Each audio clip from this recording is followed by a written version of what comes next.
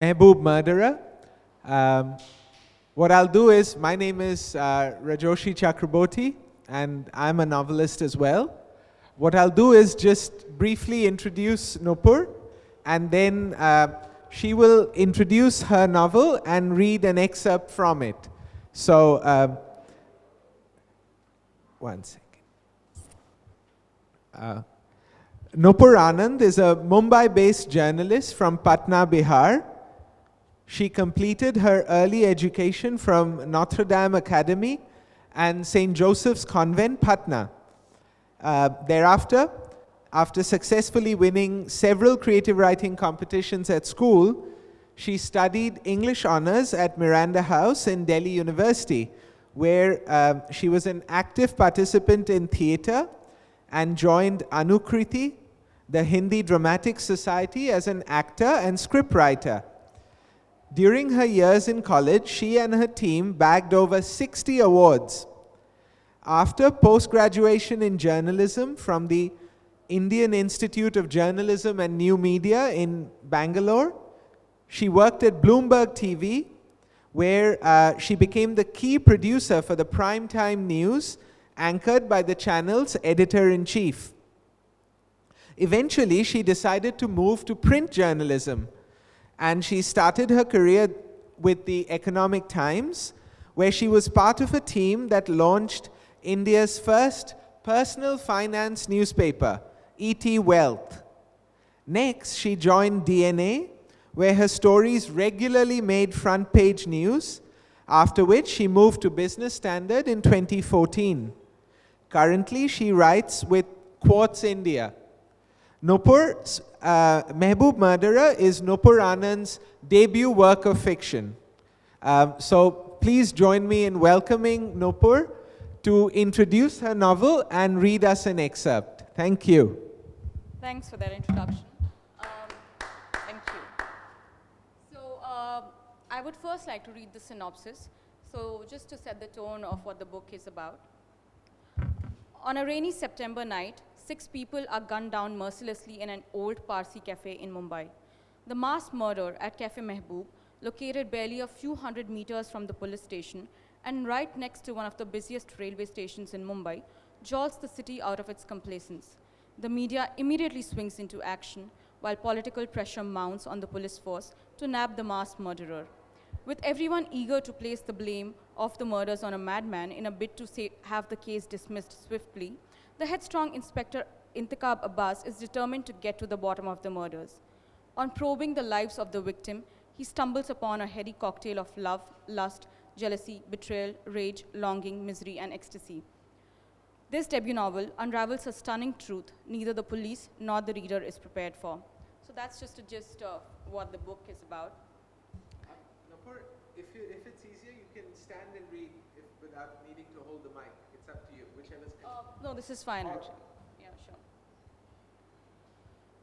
The old car was giving him trouble once again. The spark plug was overdue for a change. He tossed over the idea in his head for a few seconds, but then quickly murdered the doubt. There would not be any change in the plan. He was going to take his own car today. He had to be the most cocksure killer that Mumbai police had ever seen. He thought and chuckled to himself as the engine gurgled and then heaved before finally giving in to his demand. September, Sunday, 10:10 p.m. They were all screaming frantically, color drained out from their faces. The cold fear of death etched into their retinas. They shrieked and hid under the tables. They ran around trying to escape, but there was no way out. The front shutter had been pulled down 10 minutes ago. He had latched the back door. They were all trapped inside the 500 square feet restaurants with the doors locked and a mad killer who was spraying bullets. Death was imminent. The feeling became acutely sharp as the first dead body fell on the cold cemented floor. Still, they lunged towards the door, hoping they could escape as their bodies collided with the corrugated metal shutters. The dying embers of the desire to live were rudely snuffed out. The last day of the Ganpati procession was in full swing. The drunken devotees on the road, dancing to the tune of the latest Bollywood numbers, were howling for Sheila Ki Jawani and other raunchy songs that would be playing eventually on the stereos rented specially for the occasion. Still, they yelled for their lives, desperation taking over logic, Optimistic fools. He laughed at their dependence on faith. Every time a body fell to the floor, the sound of Ganpati Bappa Moria drowned their heart-wrenching yells. So that's the beginning of the book. Um, in my book, the book is not just about finding out who the killer is, it's also about finding out who the real victim in this case is. That there are about 6 victims, and the book revolves around the journey of these victims. Today I've picked up one of the victims, and story that I'm just going to read out is because in the current situations and the scenario that we're living in, as a woman, it concerns me deeply. And it pains me deeply to imagine that every time I open a news app, the notifications around news is mostly about to do with women and women's safety. This is a sneak peek into possibly what a parent would feel in. So yeah, here's the situation. So. She will light my burning pyre. Why will my cousin's sons do my last rite when I have a child? No, no way, he said angrily, waving the newspaper in the air. But you think society will allow? Your clan will not let it happen, said his wife while serving hot puris for breakfast. Don't the two of you think it's a rather morbid discussion to have over breakfast? Said Sunanda in a comical tone as she unwrapped the towel from her head to let down her wet tresses. Haha, you're right, let's change the topic. He looked at his 22-year-old daughter admirably. But do remember, it's my right and I will decide who sets my body on fire. He hastily turned to his wife and added before closing the topic.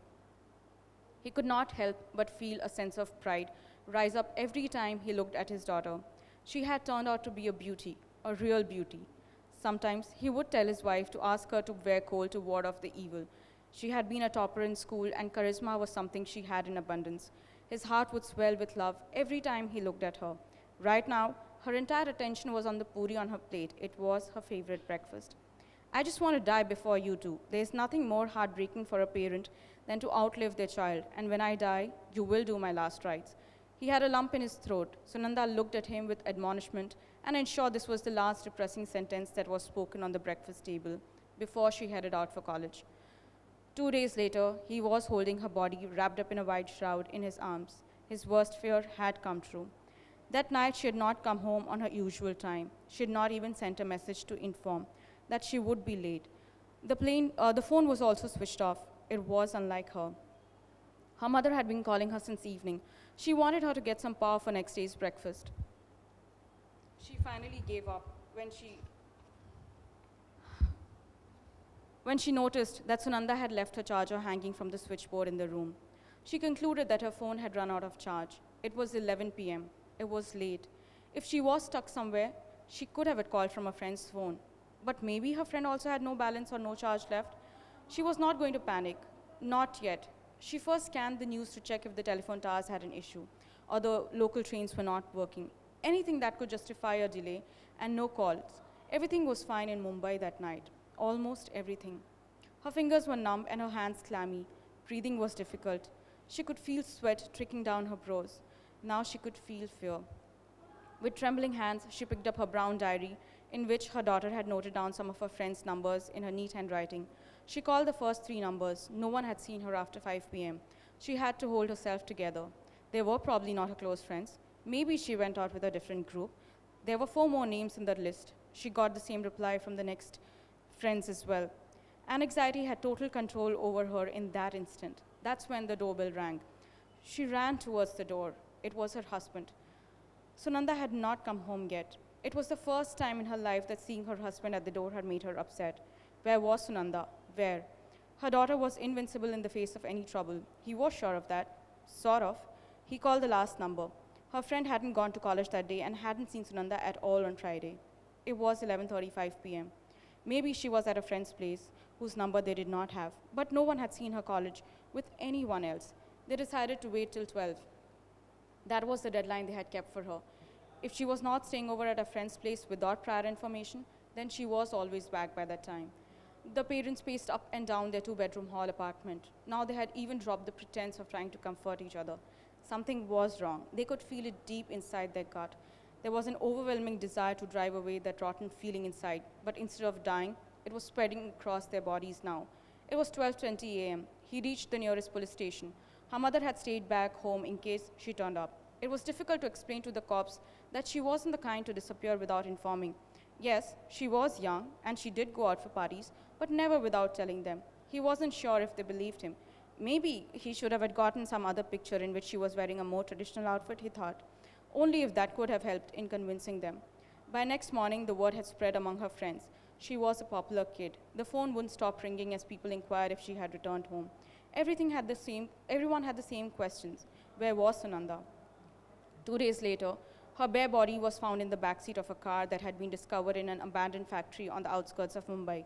She had been raped and strangled to death. At the time, when the crumbling gut feeling about her absence was becoming stronger, someone was killing her with a soft blue stole that she always carried in her bag. Her boyfriend, Ritesh Bose, was in the front seat. He had consumed poison. She had a boyfriend? When did my little girl grow up? The police could finally track them down with the help of some common friends who knew about their relationship. A friend knew they were meeting that evening. Bose was a photographer and was working on a project in an abandoned factory around Mumbai. The stole had her boyfriend's fingerprints, her vagina had his semen stains. The motive could not be certain, but was clear she had been murdered by him, and he had later consumed poison and killed himself too. It was an open and shut case for the police, but Bhardwaj was sure there was more to it than meets the eye. So yeah, that's an extract.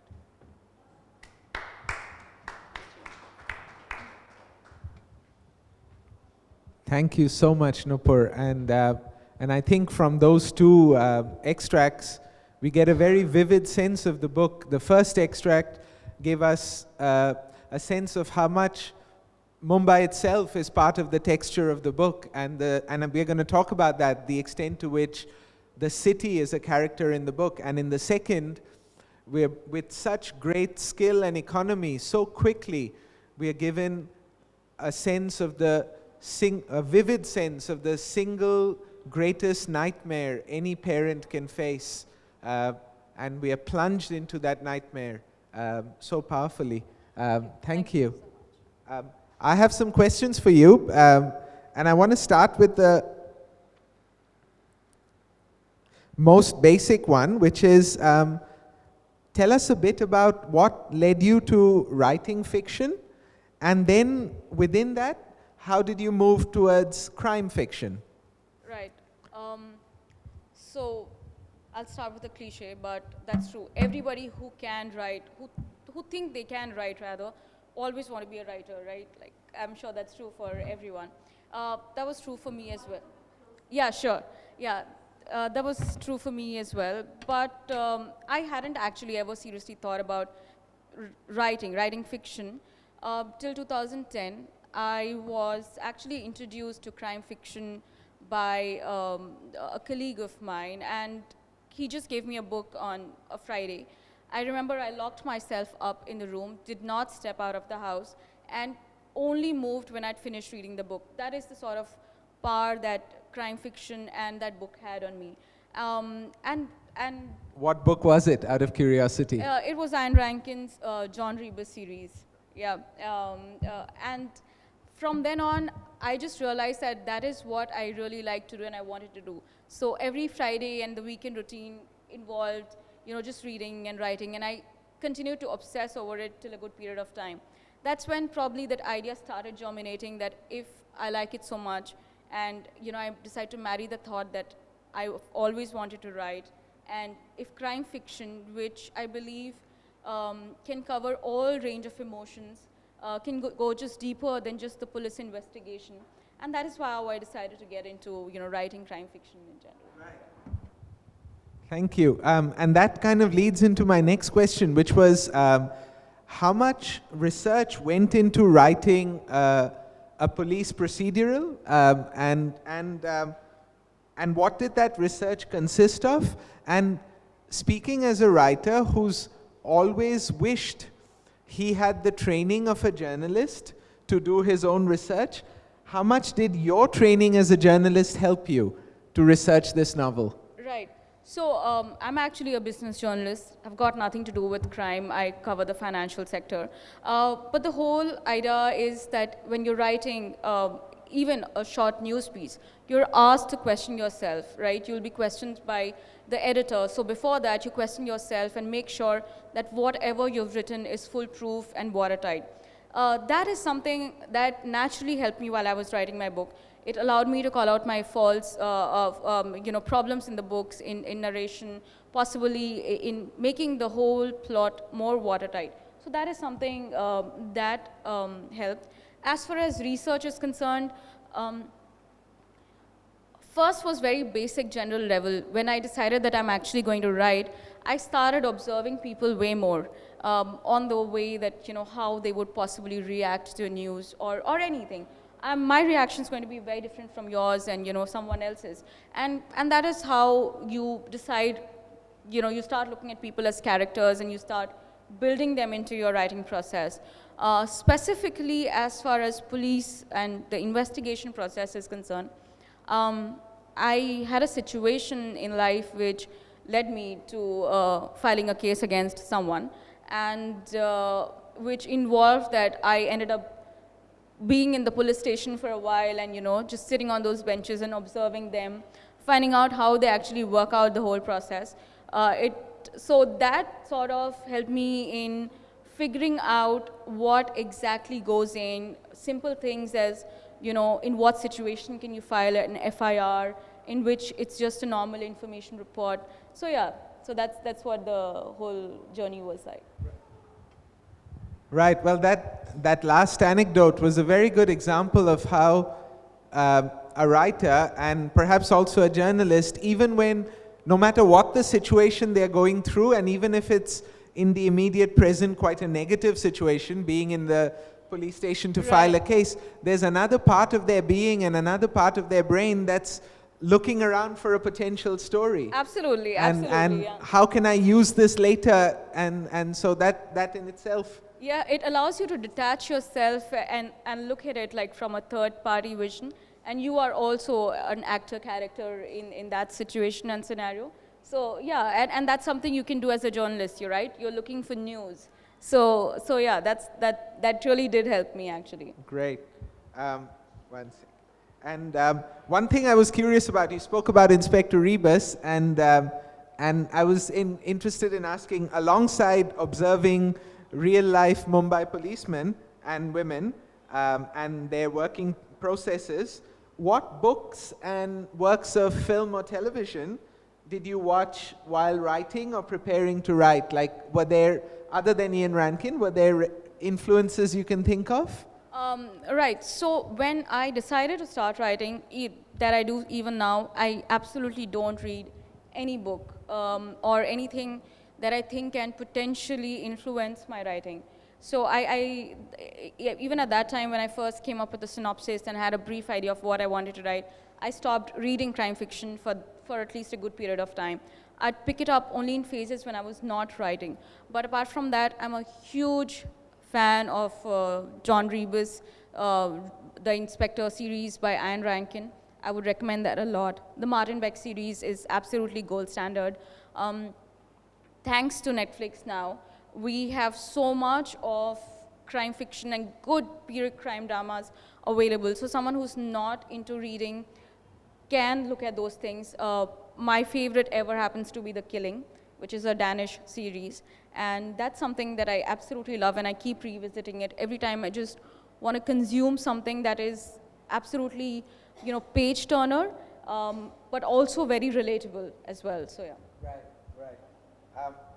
And one more thing I wanted to ask was, tell us again, because I'm particularly interested not just in the final product, but in the processes that led to it. Tell us about some real life characters or moments from being in Mumbai that found their place in the book. Are there people whom you've adapted or changed, or are there incidents or moments that entered the book? Because I know as a writer, while you're writing so much from everyday life, you're kind of always looking and seeing what can enter your story, what can you use? Right.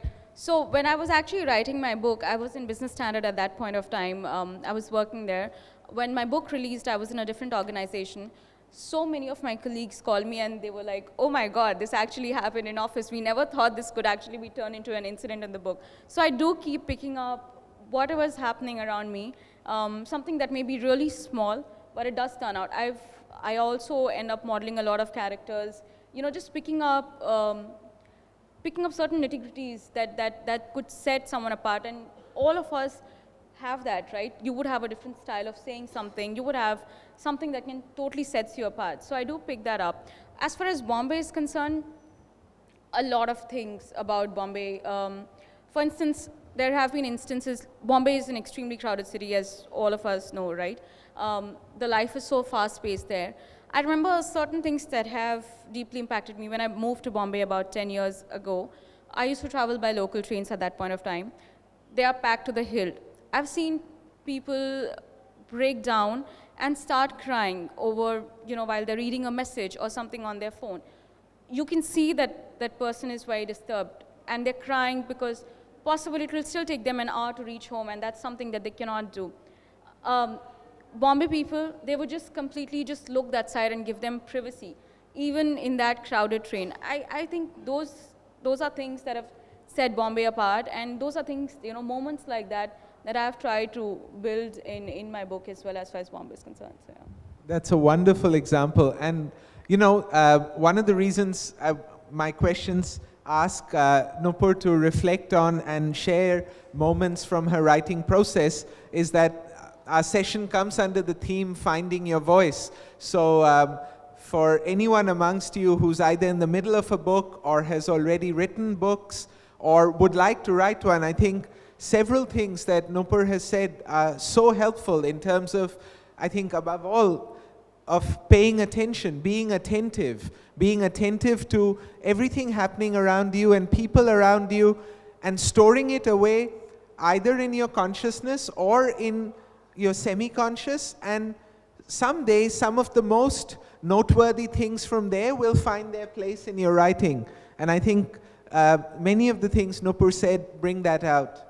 So. And writing in itself is a very cathartic exercise, right? It allows you to deal with emotions that possibly you could not express in that particular situation. So, yeah, I mean, that's a great way to channel your emotions as well. So, yeah. Wonderful. And so, one of the other things I wanted to say was, and that lovely example about people giving privacy to someone having a difficult moment, even in a crowded local train. Tell us a bit about the range of characters that appear in the book, and because one of the reviews spoke about how I was actually told I would be moderating this session only 2 or 3 days before the festival. So I haven't had a chance to read the whole book yet. I've read excerpts and I've read reviews, and one of the reviews spoke about how this is a book that is not just interested in finding the identity of the criminal or the killer, but is very interested in all the people you encounter on the way, including the victims of the crimes and their families. So tell us a bit about the range of people who appear in the book. Right. So, of course, apart from the usual top cops and the group of detectives that are looking at this case, and this is set in a cafe. And in a typical Parsi cafe, it's not one of those fine dining places, right? So it's next to a busy, crowded station where it is set. So you have people from all walks of life walking into it. So there is there are the waiters, and we get into their lives to find out what they had been dealing with, how they got into the job, what actually happened there. You have someone who's extremely rich, who had come to the Parsi cafe because the Parsi cafes are very quintessential Bombay, and it's not dining in those cafes. It's not about money. It's more about memory. It's more about feeling Bombay in a way that you possibly can't do it in a 5-star or a 3-star restaurant. So it covers a whole variety of people. It is actually based on a true thing. So there is this cafe in Bombay, which is next to Churchgate Station, where it is. My book is based in it as well. And in about 2011, I'd walked in that cafe, and there were just 6 tables that were occupied, pretty much similar to what happens in the book as well. And there were a very, very strange, weird mix of characters that I found there. Extremely interesting. I remember there was actually a blind man sitting there with a taxi driver. That's also a part of my book. There were, of course, waiters, and they were completely different people. And I remarked to my friend that if I ever do end up writing a book, a short story, this will be the opening page. And so that's where actually I picked it up from, and I built it on to an entire book and that. So yeah. Out of curiosity, is it the Stadium Cafe? Yes. Oh my God, because I met a friend there 10 days ago in Bombay, and I was there, and my friend who goes home from Churchgate to Dahisar, and before she caught her train at 6:40, she said, "Can you meet me at the Stadium Cafe?" And then we met there, and then we sat for half an hour more on Marine Drive. So I was just thinking, because it's an Irani cafe right next to Churchgate Station, I'm like, kaun se ho sakte hain? So I just took a chance. Yes, it's absolutely that. Wow, that's my friend will be very pleased to hear that. You know, I think listening to Nupur is like, in a way, it's like a masterclass on being a novelist, because so many things she speaks about, the way she spoke about being interested in the stories of all the people who enter, who enter your sphere, like who's the rich, the poor, what's the story behind that, who else is connected. I mean, these are the antennae, the feelers of a novelist. And where I live in New Zealand, there's this incredible proverb in Maori, which is the language of the Aboriginal people of New Zealand. And as a writer, as a novelist, I've always felt that proverb has a particular relevance to novelists. And the question goes, what is the most important thing? What is the most important thing? And the answer in Maori is, he tangata, he tangata, he tangata, which means it is people, it is people, it is people. Wow. And as a novelist, I've always felt that an interest in people, caring for people, compassion for people is the single most important quality great novels have. And Nupur really exemplifies that in the way she talks about her characters. Thank you. So I just thought I'd say that. I have a couple more questions, and then we'll open it to people, which is one being that it felt like the main group of cops in the story are male. Right. And I wondered if there were special challenges to writing them as a female novelist. And did you have to think through your way into being male, or did it come quite naturally? A mix of both. So it wasn't easy, but it wasn't that tough as well. So the moment, the top cop, when I started writing him, it's a series actually, so he's going to be as a part of my different books as well, other books as well. Before I got the gender into play, I thought about him more as a person, right? And gender does play an important role in how you react to a situation and who you are, but there are things that's going to be common irrespective of gender. For instance, you can be sensitive, right? You can be a man and still be sensitive. You can be a woman and still be angry and mad. So you can still have traits like, you want to tap your knuckles on a table. It's not respective of gender. So it came to me naturally in that sense. Of course, when there were situations where gender would play an important role in a particular situation, at that time I would think more about how, say, my brother would react to a particular situation, or my boss would react in a situation who happens to be a male, instead of me being in that situation reacting to it. So I decided to marry both, and that's how the whole entire process worked out. Right. And before I open the floor to questions from you, I would like to ask one last, which is, I know you said you cover the financial section, right. But do you have friends and colleagues who cover the crime beat, or would you be interested in ever covering true crime? Would that be an interest? No, because I'm so obsessed with it and I get so sucked into it that I don't think I'll be able to do a good job at it. It requires, you as a journalist, you're supposed to be objective. There's supposed to be some distance with the news. And all the crime news that's so moving. I don't think I would make for a terrible crime reporter, I'm sure. But yeah, I don't have really friends who even cover that, always been covering finance. So yeah. Right. would people like to, the great news is, not only is Mehboob murderer in the bookstall outside, Nupur is planning a sequel with the same detective. So there could be a series there. But would people have questions for her either about the book or about her writing journey? Please ask. Yes.